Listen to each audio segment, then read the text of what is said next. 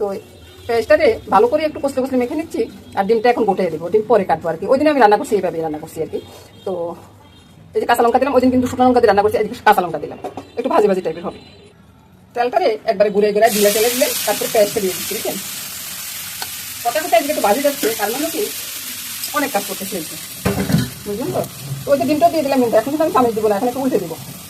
এটা দেখলেন তো, একটু উল্টে দিলাম, আপনাদেরকে দেখাই নেই কিন্তু উল্টানোর সময় যদি পড়ে যায় তাহলে আপনারা তো আমার বকবেন যে আপনি কি রান্না করেন এটা। এবার একটু ঢাকা দিয়ে রাখবেন, তাহলে ডিমটা শক্ত হয়ে যাবে, বুঝছেন। এবার বলুন তো বন্ধুরা, গ্যাসটা এই টাইমে চলে যাওয়ার কথা। ওই যে এখন মামনি খবর বলতেছে দারোয়ানদের কাছে, তারপর আমি এটাকে ডিমটা কেটে দিচ্ছি, বুঝছেন। এভাবে ডিমটা কেটে ছোট করে দিলে সবাই পাতে পাতে করবে, সবাই খেতে পারবে। আপনাদের মেশামশাই একজনে খাবে কেন? আমার কথা ঠিক আছে তো। এবার এগুলাকে মামনি ভাজি করে দিবে আর কি, ভাজি করে ফটো একটা ছবি তুলে দিবে বা একটু দেখাই দিবে। আমি চলে যাচ্ছি বন্ধুরা, তো সবাই ভালো থাকুন। আচ্ছা, ইলিশ মাছের ঝোলটা আবার একটু দেখাই দিই।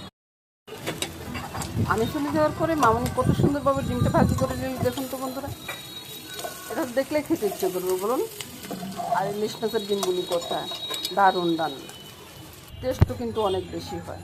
এই যে মামনি নামিয়ে দুইটা দেখাই দিচ্ছে, কত সুন্দর হয়ে গেছে দুইটা তরকারি। নমস্কার বন্ধুরা।